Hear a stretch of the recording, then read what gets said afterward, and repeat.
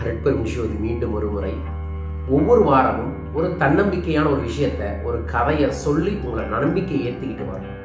இன்னைக்கு நான் சொல்றது, நம்ம நிறைய விஷயங்கள் செய்வோம், ஏதோ ஒண்ணுல ஜெயிச்சிடணும், எப்படியாவது ஜெயிச்சிடணும் அப்படிங்கறக்காக.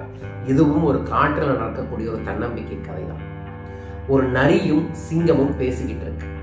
நரி சிங்கத்துக்கிட்ட சொல்லுதான், நான் நிறைய குட்டி போட்டுக்கிட்டே இருக்கேன். 3 மாதங்களுக்கு ஒரு முறை எங்கிட்ட இருந்து 4 குட்டி 5 குட்டி வந்துகிட்டே இருக்கும்.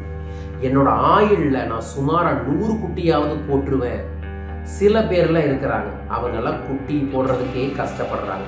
அப்படியே குட்டி போட்டாலும் அவங்களோட வாழ்நாளையே 2 குட்டி அல்லது 3 குட்டி தான் போடுறாங்க சிங்கராஜா அப்படின்னு நரி தந்திரமா சிங்கத்தை நொன்ன பேசுது, கிண்டல் பண்ணி கடுப்பேத்துது. நீ எல்லாம் எதுக்கு ராஜாவா இருக்கிற, நான் இத்தனை குட்டி போடுறேன்ல, நான் தான் ராஜா அப்படின்னு நரி சூட்சமா சிங்கத்துக்கிட்ட சொல்லுது. இதை எதையுமே யோசிக்காம பெருமையா கேட்டுட்டு இருந்த சிங்கம், சரிதான் நரி, நீ சொல்றது சரிதான், நீ 100கணக்கான குட்டிய போடுற, ஆனா நீ நரிதான். நான் என் வாழ்க்கையிலே ஒரு குட்டி அல்லது 2 குட்டி தான் போடுவேன், ஆனா அது சிங்கண்டா அப்படின்னு உண்மையான சிங்கமே சொல்லிச்சாவா. ஆமாங்க, நம்ம நிறையா விஷயங்கள் செஞ்சு பெருசா ஜெயிக்கணும்னு நினைச்சுக்கிட்டு எதையுமே ஒரே ஒரு விஷயத்த உருப்படியாக தெளிவாக செய்யாம ஓடிக்கிட்டே இருக்கும்.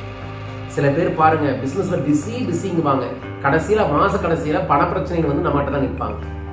ஏன்?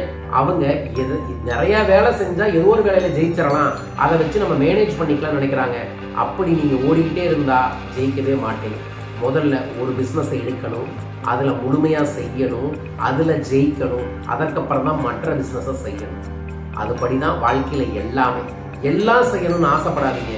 ஏதோ ஒண்ணு சிறப்பா தரமா செய்யுங்க, அதுதான் உங்க வாழ்க்கையில வெல்ல ஜெயிக்கும். இப்போ உங்க வாழ்க்கையில பல கலவகலைகள், துன்பங்கள், பிரச்சனைகள் இருக்கும்ல, முதல்ல அதுல ஏதோ ஒன்றை தீர்க்கணும்னு நினைங்க. ஒன்றை தீர்த்ததுக்கு அப்புறம் அடுத்ததை தீருங்க. ஏன்னா உங்களோட ஃபோக்கஸ் ஒரு விஷயத்துல இருந்து அதுல தரமா நீங்க செயல்பட்டீங்கன்னா பெரிய வெற்றியை பெறுவீர்கள். நீங்க உங்க வாழ்க்கையில சிங்கம் போல ராஜாவாக வரணும்னா நரி போல பல விஷயங்களை செய்யாதீங்க.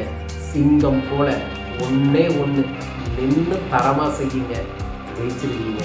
இன்னையிலிருந்து என்ன அந்த ஒரு விஷயம் தரமா செய்ய போறீங்க? நான் செய்ய போறது என்ன தெரியுமா?